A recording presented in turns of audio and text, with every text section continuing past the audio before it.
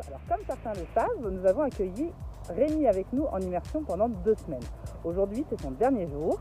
Pour moi ça a été 2 semaines plutôt sympathiques, je dirais même très sympathiques. Donc ce que je vous propose c'est de découvrir Rémi et d'entendre ses impressions. Allez, on le retrouve, il est juste là. Voilà, il est juste là Rémi, comme je vous l'avais promis. C'est parti pour l'interview express. Eh bien, bonjour Rémi. Bonjour Angélique. Alors, cette immersion? Bah écoute, très bien, très instructif. D'accord, ça t'a plu donc? Oui, beaucoup. Rémi, est-ce que tu imaginais que le métier d'éducateur canin avait autant de facettes? Honnêtement, pas du tout. Il y a beaucoup de choses que j'ai découvertes pendant cette immersion. D'accord. Vraiment énormément de côtés, donc à la fois techniques, comme pour citer quelques-uns, le medical training, les chiens sensibles et difficiles, ça va être obéissance sportive, sport canin. Ok. Donc c'est une facette assez large en fait que tu as découvert Ah oui, dans voilà, le métier c'est d'éducateur même canin. plusieurs facettes, chacune assez large. Donc après voilà tout ce qui est le côté micro-entrepreneur aussi, qui était totalement nouveau pour moi, que je connaissais absolument pas et j'étais loin de m'imaginer tout ça en fait dessus. Ok, d'accord. Pour toi alors, si tu devais donner quelques éléments qui t'ont le plus plu, ou tu t'es dit oui effectivement c'est génial, c'est ça quoi. Ah, vraiment l'assistance pour favoriser le lien entre le maître et le chien. Ok. Je pense notamment à certains cours de medical training qui étaient vraiment très instructifs, très intéressants, où vraiment on doit réfléchir beaucoup à, alors le chien a tel problème, il va falloir lui essayer d'adapter nos méthodes. Ok. C'est extrêmement instructif, c'est très, ça fait réfléchir, ça fait beaucoup travailler et ça casse vraiment la routine, je pense. Ok. Donc c'est un métier cérébral quand même. Ah oui, complètement. Ah oui, non mais on a bien vu quand je devais essayer de prendre la main sur certains ateliers où ça moulinait un moment, ça mettait un petit moment à sortir quand même. Mais... Oui, mais en même temps c'est une immersion, ce n'est pas une formation. Tout à fait. Donc chaque chose en son temps. Ok. Et s'il y avait des points donc de l'aspect du métier qui t'ont semblé plus compliqués, vraiment tu ne t'y attendais pas, et tu t'es dit ah ouais, ça c'est moins top quand même. Bah, alors déjà le côté donc effectivement social qui a toujours été un petit peu mon point faible, on va dire. Comme vous pouvez le voir à mon aisance naturelle devant la caméra. Il est parfait, non? Elle me flatte beaucoup. Voilà, c'est vraiment une partie qui est très importante et sur laquelle il va falloir que je travaille énormément. Parce que je sais que j'ai d'énormes lacunes à ce niveau-là. S'adapter très vite à tout ce qui va être les personnalités des différentes personnes, notamment en cours collectif où du coup on va avoir des personnes qui vont être très extraverties, qui vont être très joviales, et à côté des gens beaucoup plus introvertis, un peu plus comme moi, qui du coup vont moins poser de questions, être un peu plus renfermés sur eux-mêmes, mais c'est dans leur nature, et essayer du coup de s'adapter pour les faire sortir un peu de leur coquille, calmer un petit peu les gens qui sont vraiment très enthousiaste. Parfois, on n'est jamais trop, mais parfois il faut canaliser, cadrer. Voilà, le chien aime bien quand c'est enthousiaste, mais quand c'est trop enthousiaste, c'est un peu plus compliqué de le maintenir. C'est ça. Ok. Après, comme autre contrainte, on a tout ce qui va être planning, donc les gens qui nous posent des lapins. Bon, vous avez entendu ce qu'il dit? C'est vrai que pour s'adapter à ça, c'est un peu compliqué. Le planning est très changeant du coup. Et bon parfois on arrive, on commence un peu à tout préparer, et l'heure, et puis on est toujours tout seul, hein. Donc bon, tant pis, ça va que j'habite pas très loin. C'est ça. Mais bon. C'est pas après, bon voilà, c'est une contrainte, ça c'est clair, c'est mais pas à côté, sûr que ça ruine pas tout bien sûr, mais c'est vrai que c'est un peu un point, une bête noire, un peu un point négatif. Oui, complètement. Autre chose, tu vois autre chose? Que ce soit positif, que ce soit des choses encore différentes. Non, je pense que globalement j'ai tout dit, j'étais assez vague, c'est un peu volontairement, pas trop rentrer dans les détails non plus, mais dans l'idée, oui, voilà, c'est beaucoup de facettes que j'ai découvertes, beaucoup de facettes auxquelles je vais devoir m'adapter, comme je disais, le social. Je parle plus fort parce qu'on a un monsieur, on vous dit quand même tout, hein. Ouais. On a un monsieur avec son tracteur, il a choisi le moment où on fait notre vidéo pour passer le tracteur. Ouais. c'est le bénéfice de la Je pense campagne. qu'on a un très bon timing là, ouais. Donc, Et encore, il insulte pas pour l'instant. Hein. Non, non, Il il est... Là, il rousse pété sur le tracteur, vous l'avez pas vu. Mais c'est tout. Donc du coup, on en était où nous? Donc oui, donc ce qui va être effectivement donc social, comme je le disais tout à l'heure, une partie sur laquelle je vais devoir beaucoup travailler, mais beaucoup d'autres parties qui peuvent paraître incertaines. Enfin, moi actuellement là je suis en CDI, donc bon, tous les mois j'ai un salaire qui compte, c'est régulier, bon, pas de problème. Là du coup ça s'adapte à la clientèle qu'on a, aux vacances, donc au confinement du coup. Bien sûr. Bon, tu pourrais en parler hein, pendant longtemps je Ouais. pense.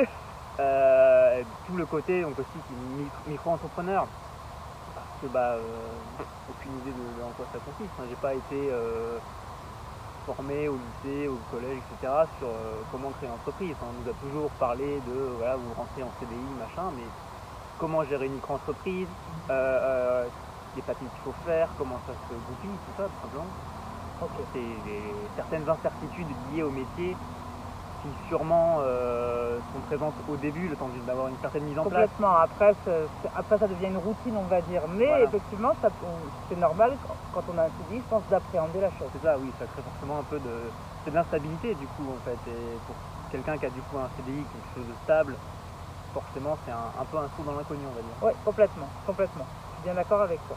Après là je vais parler pour moi, pour un changement de vie radical qui n'est à ce jour que bénéfique. Oui, voilà. Bien sûr. Voilà. Ça avait énormément d'un côté positif. Exactement. Ça, ouais, exactement.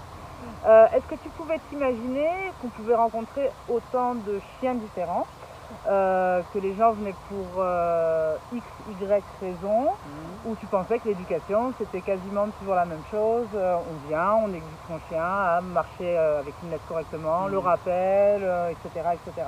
Alors au début, donc moi n'ayant participé avant cette immersion qu'à des cours collectifs ou à de l'agilité avec mes chiens, effectivement non, je m'attendais pas à tout ça, je m'attendais vraiment à ce que ce soit voilà, un peu d'éducation, histoire d'avoir les bases on va dire, hein, le assis, le pas bouger, la marche, et donc tout ce qui était chien sensible, difficile, on pourrait dire à problème. Donc les chiens qui ont un problème d'agressivité, qui sont extrêmement sensibles, très peureux, qui sont donc des choses qu'on essaye de régler du coup, contrairement à l'éducation qu'on met en place. Et donc là oui effectivement j'ai découvert plein de nouvelles choses, donc habituer le chien à être manipulé pour tout ce qui va être vétérinaire. Ça t'a plu le medical training, hein? Franchement ouais, c'était vachement intéressant. Attends, on a eu des petites chiennes qui étaient sourdes et tout, et rien que ça, quand tu parles, tu donnes un ordre à ton chien, il est verbal, et là ça remet tout est à modifier en fait. Oui, complètement, c'est s'adapter au binôme. C'est ça, c'est s'adapter au binôme, tout à fait. Et c'est un énorme travail et c'est très instructif. Complètement. Est-ce que tu pensais également, par exemple, qu'on travaillait en tant qu'éducateur, si peu le chien, qu'on était essentiellement sur un travail sur l'humain? Non, honnêtement, je pensais qu'on travaillait quand même plus le chien. D'accord. Après, en y repensant, c'est logique, parce que forcément, tu cherches pas à créer de liens forts avec le chien, tu cherches à ce que le maître crée un lien fort avec le chien. Complètement. Et à ce que dans la vie de tous les jours, il continue à appliquer ce que tu lui as appris. Donc forcément, tu vas éduquer le maître qui, lui, va éduquer le chien. Exactement, exactement. Ça, c'est vraiment le propre du métier d'éducateur canin. Bien sûr qu'on va prendre le chien, des fois, au début, avec un chien qui peut être un peu plus compliqué que les autres, montrer au maître, déjà montrer au maître avant tout que tout ce qu'on lui dit, on est à même de le faire. Voilà, c'est pas juste faites ci, faites ci, faites ça. Une fois qu'on a montré ça, on va guider, bien sûr, mais c'est au maître d'avoir cette réussite vis-à-vis de son chien. C'est vraiment une facette du métier d'éducateur canin. Donc moi je vais avoir juste 2 dernières questions à te poser. Déjà, est-ce que ça t'a donné envie de devenir éducateur canin? Alors oui, je sais qu'il y a énormément de choses qui vont devoir être travaillées intensément et que ça va me faire des petits blocages au début, ça je le sais. Mais il va falloir que j'essaie de passer outre en fait pour pouvoir me lancer tout simplement. Comme je te l'ai dit, tout s'apprend. Tout s'apprend, que ce soit l'humain, que ce soit la technique, etc. C'est du travail. Déjà, je tiens à dire, et je le pense sincèrement, je vais quand même donner aussi mon avis, que Rémi, entre le premier jour où il est arrivé, tout timide, je parle pas trop aux clients, etc. Et là, on est à 2 semaines. Il y a un changement radical. Je pense que si je lui avais demandé de faire cette vidéo le premier jour, il aurait repris la Clio. C'est vrai que et bon, c'est reparti. ma poussée de croissance au milieu, j'ai dû changer de vêtements. Oh, c'était compliqué. Non, il a vraiment évolué. Donc comme je te l'ai dit, tout s'apprend, la technique. Et c'est en voyant des chiens, en allant faire des formations, en s'ouvrant à plein de choses différentes, à des éducateurs différents. On apprend et oh, il a arrêté le tracteur. On parle pas trop vite, hein. La dernière fois que tu faisais ça avec le vent, il a soufflé après. C'est vrai, c'est pas faux. Donc du coup voilà quoi. Donc mes deux, donc en voilà une, donc je suis satisfaite du coup. Pourquoi? Parce que j'espère que tu vas réussir dans ce métier et que tu vas devenir aussi passionné que je le suis. Et ma dernière question, elle est simple, elle est courte et il faut donc une réponse courte. Donc, si tu devais résumer cette immersion en un seul mot. Instructif, vraiment instructif. Okay. J'ai appris énormément de choses que je n'imaginais pas, qu'on ne trouve pas sur internet, pas forcément sur les pages qui va être vraiment les fiches métiers de l'ONICEP, etc. Il y a plein de passages qui ne sont pas détaillés et que si on ne les vit pas, on ne peut pas s'en rendre compte en fait. Ok. En tout cas, moi, ça a été un vrai plaisir. Moi tu es le bienvenu quand tu veux. C'est super, je reviendrai.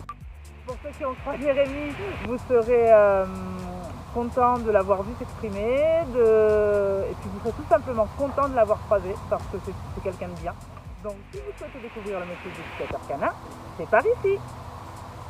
Bonne soirée à tous et à très vite. Merci.